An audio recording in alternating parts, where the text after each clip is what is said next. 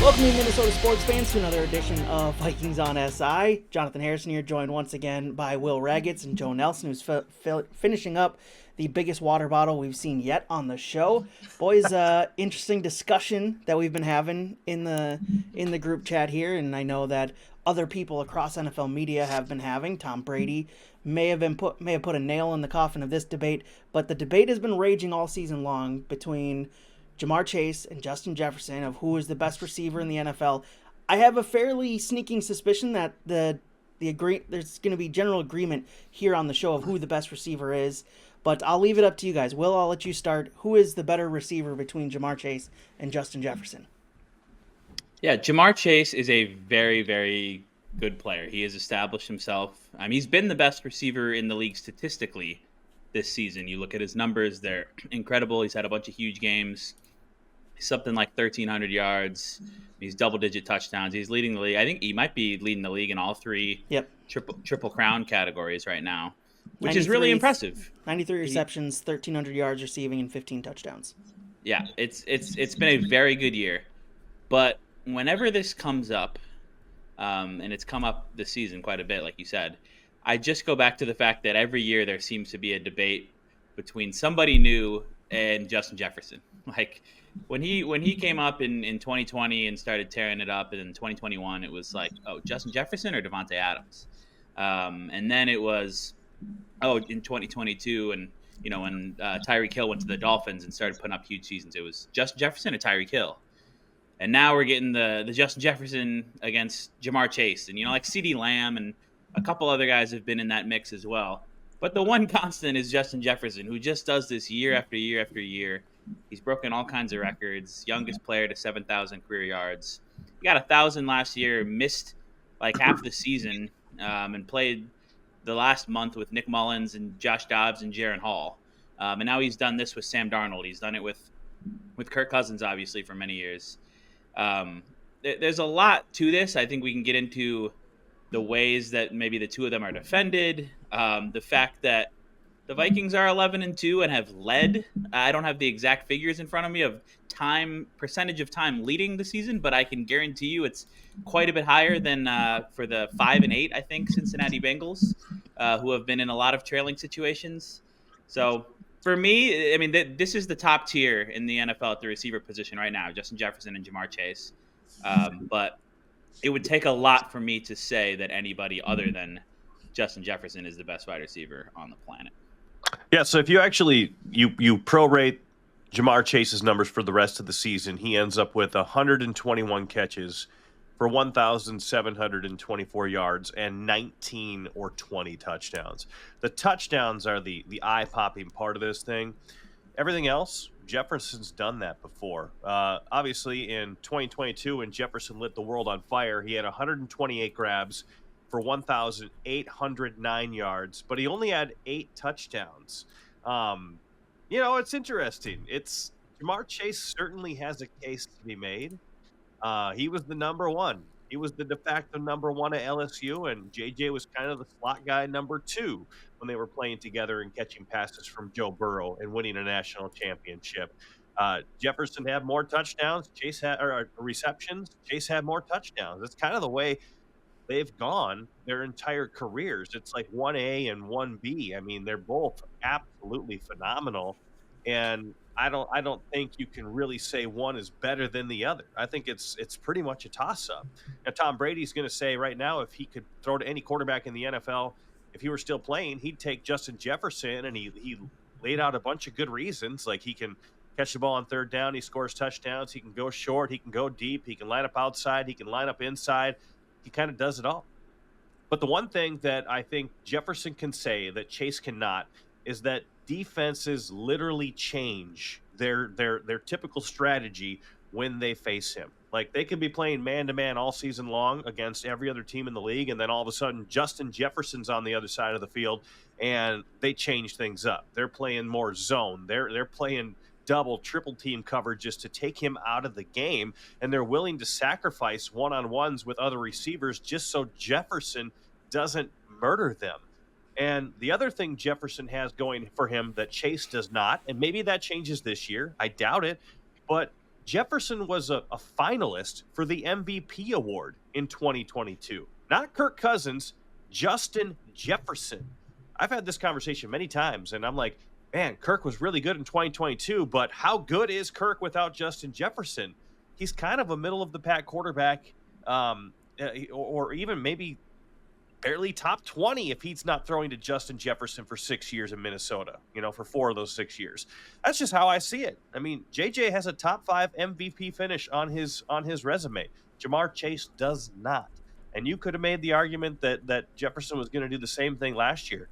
He was on pace for that. He was averaging 107 yards per game last season before he hurt his hamstring. So, I mean, the man has done things that very few have done. And when Tom Brady compares him to Randy Moss, that's all you really need to know. Yeah, there's an interesting kind of stylistic difference sort of between the two, where so much of Chase's production, I mean, the touchdowns have been remarkable, but a lot of his production comes from deep catches. He leads the league this season with 8 receptions of at least 40 yards. Second place, by the way, is Jordan Addison with 6 of them. How about that? Justin Jefferson has 4 of those, so he's tied for like 7th or something, which he's still doing it. He had the 97-yarder, obviously, earlier this season. We know he's a big play threat. He had the 52-yarder this past weekend where he was more open than he's ever been in his life. But on a kind of play-to-play, like chunk yardage, if you look at receptions of at least 20 yards, Justin Jefferson leads the league with 23 of those. Second place, anyone want to guess who second place in 20-yard catches is? Because I don't think you'll get it. Ooh, this is good. Man, I would say Nico Collins, but he missed some time. But I'll give you a hint. It's somebody the Vikings played during this last little these last couple home games. Oh, last couple home games? Yeah. It's not Marvin Harrison Jr., is it? No, it's Darnell Mooney of the Atlanta Falcons. Okay, yeah, he's got some big play to him. He's second in the league with 19 catches of at least 20. Jamar Chase tied for 4th at 16. Zay Flowers has 17 as well. So Jefferson leads by 6 there. Like, you just get the consistent chunk yardage where it's not as many of the 40, or it's certainly not as many of the 70-yarders. I think Chase has like 3 of those. But game to game, Jefferson has been so consistent this year of getting like between 80 and 130 yards. He's had a couple quiet games. The Bears a couple weeks ago really sold out to take him away. They had 3 guys on him a lot of time, and Jordan Addison, Aaron Jones, and T.J. Hockenson combined for like 400 yards on them. So we'll see if they do that again on Monday night. But Jefferson hasn't had that 180-yard, 200-yard game that he's had a bunch of in the past. I think in part because of the way teams are defending him. And we've seen with Jones and Addison and Hockenson and even Jalen Naylor and Josh Oliver, like a lot of guys on this Vikings offense have been eating. Whereas with the Bengals, I don't know exactly if teams aren't defending Chase quite the same way. I don't think it's quite the same way when you watch some of their games. And T. Higgins only has like 500 yards this year. He's been really quiet. So it's just been a lot of Chase for them. And I think the team success, you can't really necessarily hold that against Chase or in favor of Jefferson, but it's a factor in the numbers.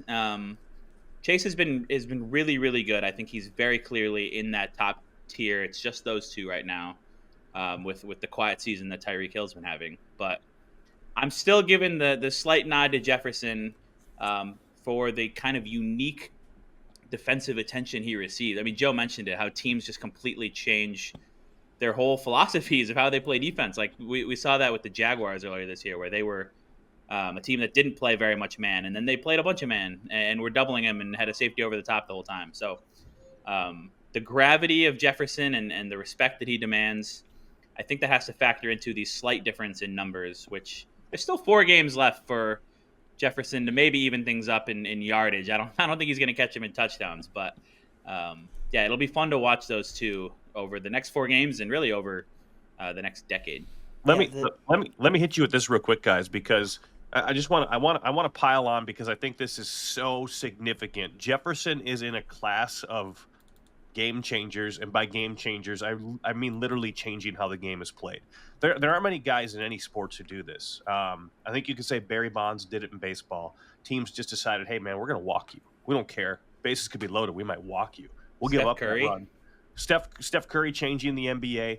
Randy Moss changing the way defenses play coverage. Shaquille O'Neal, the way defenses handle bigs. Hack-a-Shaq. I mean, you could probably say the same for guys like Wilt Chamberlain and George Mikan if you want to go way back. 3 seconds in the lane. I don't know enough about hockey to say anybody changed the game, but I'm sure people tried to stop Wayne Gretzky, I bet. but that's the kind of level Jefferson is at. I mean, teams are literally they're readjusting everything. Their entire scheme is different when they play the Vikings because of Jefferson. And there are very few guys in any sport or gals in any sport where that actually happens. So that alone has to set him at the very top of the bar. I think another thing that sets him apart for me is the off-field stuff. You see how he handled his contract situation last year, how there was no noise from him. There was a lot of noise and speculation from the insider class, but there was no noise from him. Jamar Chase, a little bit different situation, how he handled his contract situation. You see how he's handled situations where he's not getting the ball. There's games where he doesn't get the ball. He doesn't throw a fit like you saw A.J. Brown or you're seeing Deebo Samuel do out in San Francisco. It's the way he handles himself that sets him apart for me as well. It's the whole package that sets him apart for me. Boys, we'll make it a quick show. Appreciate you guys hopping on. Minnesota sports fans, be sure to hit subscribe on the Bring Me the Sports YouTube channel. It does help us get found. Also notifies you every time we post a new video here on the channel. We'll talk to you again tomorrow with another topic across Minnesota sports.